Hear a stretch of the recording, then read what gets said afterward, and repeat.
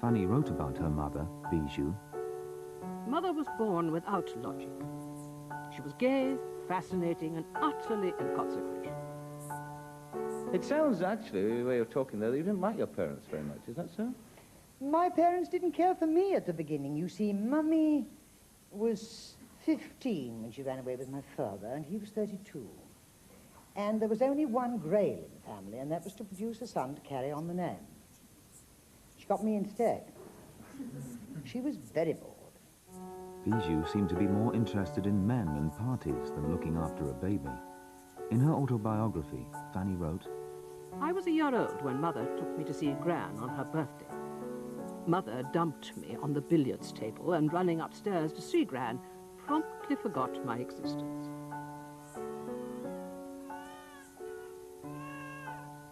Some time later, the two ladies descended the staircase and heard my hideous yells. Gran whipped me off the billiards table into her arms. Bijou, she said furiously, you are not fit to have a child. I brought her to you for a birthday present, said Mum defensively. Gran replied grimly, thank you, I accept her. Fanny lived with her grandmother until she was 10. I think perhaps she had what nowadays we would call a deprived childhood. She lived in a comfortable home, but she didn't see enough of her parents. Charles, Fanny's younger brother, was brought up by his parents. Fanny always struggled for her share of the attention. In her autobiography, she wrote, I remember my brother arming Mother down the spectacular staircase of the Café de Paris. I followed, wondering when the hell she was going to grow old and give me a little limelight.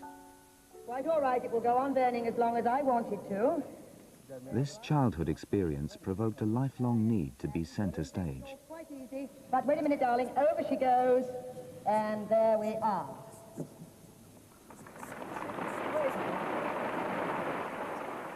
She couldn't exist unless she was starring. There must have been a very, very deep and basic insecurity there, I think, somewhere. And I think this is where Johnny came in and really gave her the background. I mean, he was the kind of sponge that she could lean on. Take it. Take it. That's my boy. Come on, come on, come on, come on. Fanny created an image for herself which was flamboyant, upper class and exotic. A key part of that was her relationship with John Cradock.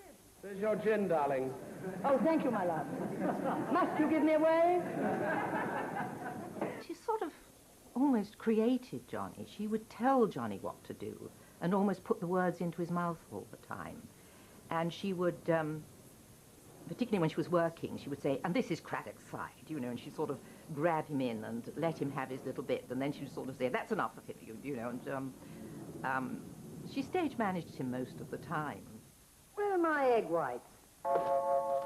Tried looking. Well, since you're here, will you pour them into the bowl for me, please? Right. No? Now vanish. This duo between her and Johnny, which was again a show. It was put on as a bit of theatre. Everyone thought that she gave him a hell of a life, that she ran him around, and poor Johnny, everyone would say. But it wasn't like that at all. It was a show they put on. She told me, she said, no, it's an act. We rehearse it before we start. It was also part of their act that Johnny was overly fond of a drink. Not vintage port, naturally. No, Johnny, not at the Albert Hall. People used to think that Johnny was a drunk. Johnny was no drunk. I've never knew Johnny to be drunk. He was looked a bit pissed, but he wasn't, you know, ever with that monocle. He was very abstemious, and he was a great wine expert. Fanny made him learn about wine, and he jolly well did. And I mean, I think his monocle and all that was probably, he was playing along with Fanny. Well, I think she dressed him. I mean, I think she, you know, darling, now I'll have this and I'll have this. Yes, and I think a monocle would be very good, darling, because it would look like an English colonel. You know, he was always Major Cradock, always Major Cradock. Yes. Major John Whitby Cradock. Yes, yes. And so I think that was all part of the scene. She wanted to be part of background, a sort of upper middle class background, respectable background. This was the stage image. But as shown by the photo album she left behind, Fanny had a past she was so careful about obliterating that she very nearly destroyed all evidence of it.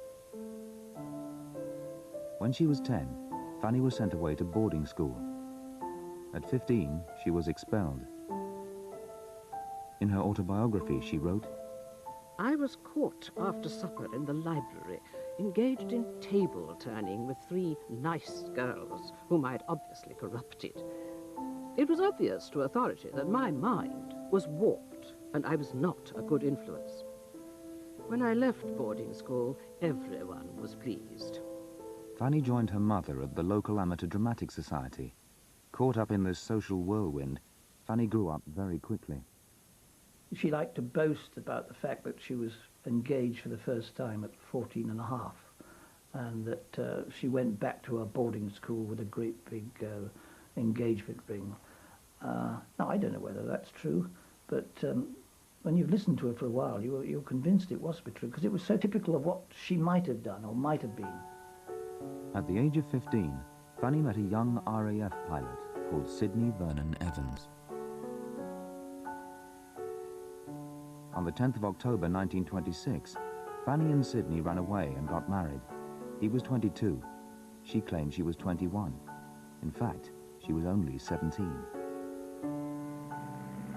4 months later, with Fanny already pregnant, Sidney was killed in a plane crash. She told me, she said, well, I married him on the Wednesday, settled his debts on the Friday, and he died on the Sunday. It was a very brief marriage. Peter was born 7 months after Sidney's death, but Fanny was not to remain a widow for long. And then she met my father and married him. And March 1929 resulted in me. A year after Sidney's death, Fanny married Arthur Chapman, a civil engineer. 8 months later, she gave birth to his son, Christopher. I think it was fairly whirlwind. Well, it had to be, because she'd not long lost Sidney and had Peter, so there was only 18 months between us, between Peter and myself. And by July 29, she disappeared. She left her second son with his father, who brought him up, but they had no contact for perhaps 30 years, which may seem extraordinary to more maternal people, but with Fanny it didn't seem to be a particularly strange thing to have done. I said to Fanny, where did Christopher come from, Fanny? And she said, oh, darling, conceived in hatred and born in fear. And that's all I have about Christopher. I don't know where he came from. Do you know? Fanny fled to London with her first child, Peter.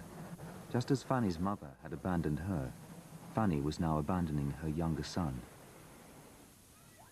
She was on her own. Her parents had split up and frittered away the family's wealth.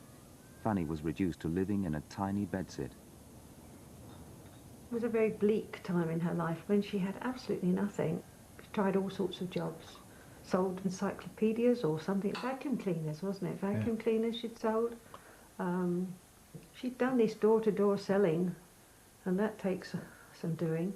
But when you're broke, you do it. In her autobiography, she wrote, When you have a small boy locked in a bed sitting room, waiting to be fed, and the only hope is a vacuum cleaner sale, you knock on doors and you go on knocking on doors. One way and another, I have never stopped knocking on doors since. Although Peter declined to take part in this film, his wife Pamela explains, You can't really lock a child up, which is what she did for a bit. You know, life must have been horrendous for her then. And you didn't have people to go to and counselling, welfare people, you state who would hand out this and hand out that. Nothing, no social services to help you, I don't think. Maybe they were there, but you didn't know about them. Peter's grandparents, the Vernon Evanses, they stepped in and said, because she was, I imagine, penniless and jobless, they said that they would accept responsibility for Peter, for his education, and setting him up in life, provided they adopted him. Sidney's father adopted Peter on the understanding that Fanny would have no contact with him until he reached the age of 21. She agreed. I think that the paternal grandparents realised that Peter would have no life with her. Yeah. They were right, I Yeah. think. I think she couldn't have brought up a child. I mean, the person that I knew couldn't have. I think her lifestyle was totally unsuited, and her temperament was unsuited to bringing up small children. Maybe if she'd had enough money to have nannies and nurseries and all the trimmings, she would have coped with small children. It would be many years before Fanny saw her sons again. Fanny was a survivor. Through hard work and ingenuity, she had got through the Depression. She hit rock bottom. And when you can't go any lower, there's only one way to go, up. And if you really you've got it in you. And she had it in her, because she had the intelligence. And once she started, she got the momentum going up. She kept it going. Fanny decided to go into business. She used the social contacts she had forged to open a dressmaking shop in Kensington. Elsa Waters worked for her. She had the knack of knowing what would suit people, and so she was like up front in the shop. But I don't think she could sew a button herself. But it didn't deter her from running a shop, which I think is very ambitious.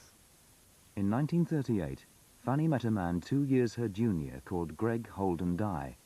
Something of a playboy, he also cut a dashing figure as a member of the auxiliary fire service. It was a very young, romantic relationship at the beginning. Greg was a very good-looking young man, full of life, full of fun. He had a boat, he had money. He used to whiz past the shop in Knightsbridge on a fire engine, ringing the bell like crazy. And she'd rush to the window and said, "Oh my God, there's Greg." He was hanging on the back of a fire engine. Fanny's relationship with Greg resulted in her third marriage. On her marriage certificate, she claimed that she was a widow. But although her first husband was dead, Arthur Chapman was not to die for another 50 years, and they never divorced. Fanny had to keep the secret of this apparently bigamous marriage until she died. However, just 2 months after marrying Greg, Fanny met the man with whom she was to spend the rest of her life. The Second World War had just broken out. One evening in November 1939, Fanny was a volunteer with a concert party entertaining troops at an artillery battery in East London. Major John Cradock was stationed here. She arrived there thinking, what a bore this whole thing is, why am I here? And then she said this balding man approached and said, "Oh, let me get you a drink." And for some reason, they just knew from that moment onwards they were destined for each other. He said she wasn't the most good-looking woman when he met her, but he just so liked her mind. And that was how it all started. I think the steadfastness of his life attracted her at that point in her life. She, I think, felt that she should settle with someone that was going to carry her forward or help her to go forward. And I think she saw the potential in being with Johnny. Educated at Harrow, Johnny had lived an extremely conventional life. He had married into a Scottish society family and had 4 children. Fanny was soon to change all that. He gave up his wife, his 4 children, a job in his father's business, and indeed, I think, really, most contact with his father. I think the family was shattered because he was a family man up till that moment. But there was nothing, there was no way that he was going back. He had a taste of this exciting life, and I think he was mesmerized by Fanny. This was the beginning of a personal and professional partnership which lasted nearly 50 years. Johnny, you've tended in your television appearances to be one step behind Fanny. I can't help wondering, what's deliberate policy, or is it that you're a reluctant television performer? No, I think it started really from a stage gimmick, but it's quite different to our home life, I can assure you. Now, I always get my own way with my husband on trivial things. In the matters of major policy, a girlfriend of mine many years ago said, "You know, a mule is capricious in comparison to Cradock." Now, you may take it or leave it, but that is fact. Mark, you're 26 years, and I still wouldn't change. What about you? No, I certainly wouldn't. When Fanny and Johnny started life together, they had little money. Johnny had problems with his sight and was invalided out of the army. He took a menial civil service job. Fanny started a writing career which was to result in over 100 books by the end of her life. In 1945, at the end of the war, Fanny was now calling herself Mrs. Cradock, although she and Johnny were not married. She had reinvented herself and had 3 published novels to her credit. Under a variety of pseudonyms, Fanny started writing beauty and fashion articles for several papers. Winifred Carr was editor of the Daily Telegraph Women's Page. She was a very good writer. She could write about anything. And we discovered that she knew a great deal about food. And it was food that we were interested in because food was in the news. People were beginning to buy things again, things that just hadn't been around during the war. With the end of rationing, people rediscovered an interest in eating in restaurants again. And so we decided to send her around the country to have a look at restaurants. And she and her husband, Johnny, dreamt up the name Bon Vivant. And this was extremely popular. I heard that you, in fact, were interested in faith healing. Is that so? Yes, I am. You are. I don't particularly want to talk about it, though. Well, just let me ask you, though, because you've admitted that you are, as somebody who believes in it because she can achieve it or it's been achieved. One secret which Fanny concealed less successfully was that she had suffered from cancer. As somebody who has received and experienced. On a serious illness? Cancer? And you were cured? Yes. And my doctors will confirm it. That's absolutely amazing. All right? Yes, yes. But I hold this as being the most important thing in my life, and I don't think it's right for Chatsy's. No. Can we? We can. I'm delighted, though. I didn't know that to be true, and to be you so. asked me, and I won't tell fibs.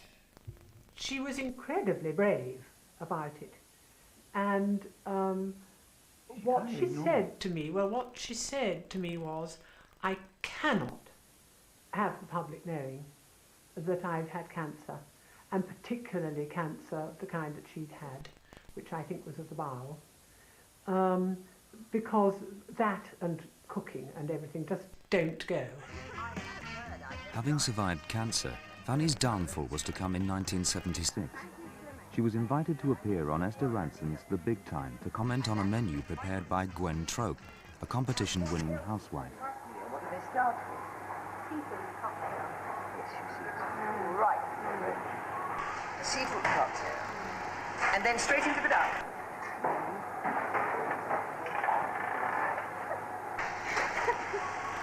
Is that too much, do you think? Too rich? What is the sauce on the duck? We have got a bramble. That's what I did. What is a bramble? With duck. That's what I did for the cook of the realm. Yes, dear, but now you're among professionals. Fanny came home and had, I believe she said to somebody, I've made the biggest mistake of my life on television. And she had, because people weren't sympathetic about that. She put down this little woman who'd done so well to get this far, and that didn't go down well at all. But she didn't have the grace to know that that's what she'd done. But of course it's difficult to apologise to everybody, and she couldn't. And I think that's when things started to go downhill a little bit. Yes. Fanny's behaviour destroyed her popularity. After this appearance, she was never asked to cook on television again. On January the 30th, 1987, after almost 50 years together, Johnny died. After Johnny's death, Fanny became increasingly isolated. She even lost her much-loved dog when it was run over. Fanny was totally broken by this, and she said it was the last living link she had with Johnny. It was the last thing that he bought for her. She sat all night with this dead dog in her lap, which was dreadful. She was a sad creature when he died, and her life was, she believed in reincarnation, so she thought she was going to meet him again. In what life she didn't know, in which way. But she used to say, no, I'm just waiting to go now to join him. Surviving Johnny by 7 years, Fanny died 2 days after Christmas 1994, aged 85. About a dozen of us went to her funeral. There's all the cameras there waiting for the celebrities, and there weren't any celebrities. It would have been unbelievable to her to have known that there were only going to be about 12 people at her funeral. But in a way, not surprising. That's the awful thing about it. I think not a surprise. Not a surprise. She was abandoned. Yes. Which is what she made people do all through her life. They abandoned her, didn't they? Yes, because they couldn't keep up with her. Couldn't do what she wanted them to do. And if they didn't do what she wanted them to do, then they were out. They were out. She was the loser. She lost two very happy families. And Peter and Pam and their 3 boys, and us with our 2. Could have been very nice. It's a pity.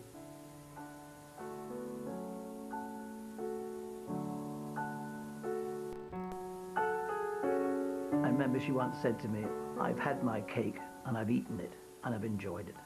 She wanted to live life to the full, and she did. It's been lovely being back with you. Thank you so much for watching, and I hope I'll have the pleasure of having you with me again.